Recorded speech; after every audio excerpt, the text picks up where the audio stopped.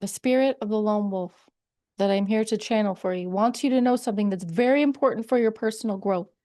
The spirit of the lone wolf knows that you have been using its energy as a form of self-preservation. It has gotten you a long way, but there's more to go.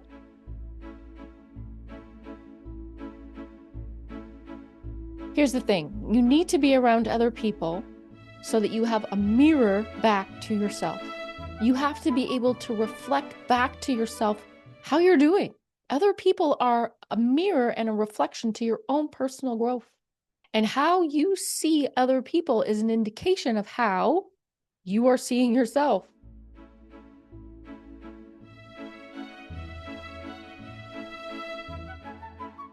If there is any intolerance, frustration, longing, or jealousy, then these are things within yourself that you need to tend to.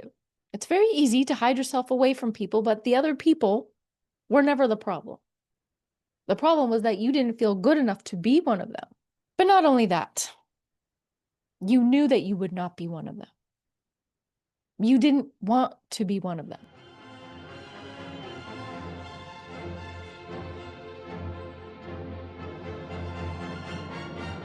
Anyone that embodies the spirit of the lone wolf is different from others. And oftentimes are in a position where they have to reject other people before they have a chance to reject you. But that's the illusion. You already have been rejected. It's already happened.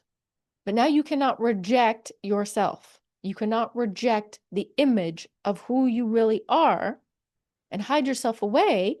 The purpose of you going off on your own path wasn't to distance yourself from everyone. The purpose was this slow dissolving into the ether of a nothingness void that looked like a very evil and rebellious act.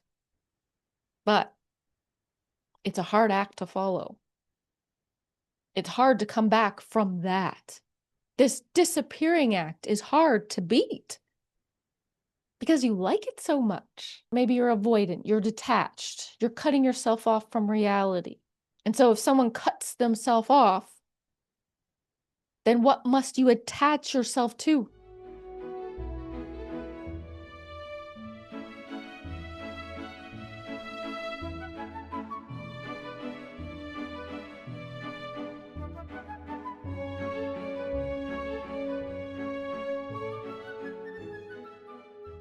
The lone wolf has to evolve. You have to show up somewhere as something. But what is that? And that is what the spirit of the lone wolf wants you to know.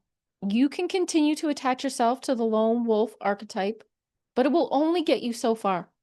And far enough you have traveled, and now it's time to evolve, but still walking your own path.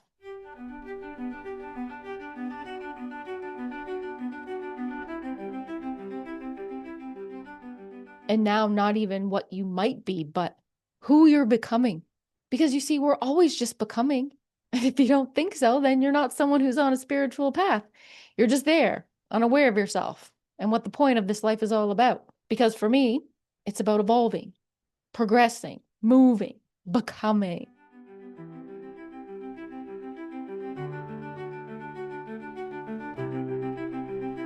And that's the thing when you get attached to something. If you stay attached and clinging to that one thing, and you think you are that one thing forever, then you stop growing. Your life becomes stagnant. And so maybe you were never a lone wolf to begin with. Maybe it was just a visitor, a teacher, a lesson, a time in your life that wasn't meant to stick around forever. The spirit of the lone wolf wants you to know that they will always be with you, but they are giving you the nudge, the permission when the time is right. And the time might be now. It might be even long overdue for you to move out of the protective fur of the lone wolf and find yourself to be in your own skin.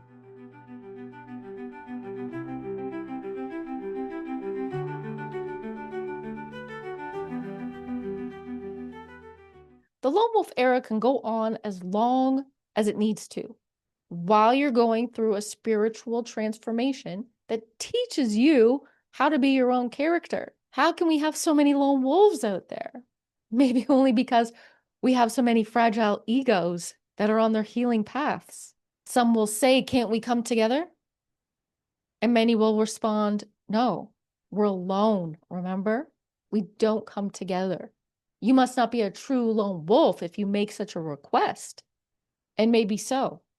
But the spirit of the lone wolf, as I said, wants you to know that they are always within you.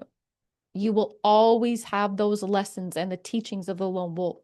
But now it's time for you to graduate and step into the next leg of your journey. Now, here's where things get a little bit strange. It may be very well that the moment you realize all of this is the moment you cease to exist. But for those who learn this and are still here, what a strange reality to be in. You seem to have figured out all the elements of the game of life, of human behavior, by yourself. And now you've reached the end, or so it seems, like a player in a video game. Here you are. No more levels to pass, no more challenges to face. You're just walking around in the last scene of the game with no threats, no enemies, no questions, no doubts. And you're wondering when the next level is going to open up, but there isn't one.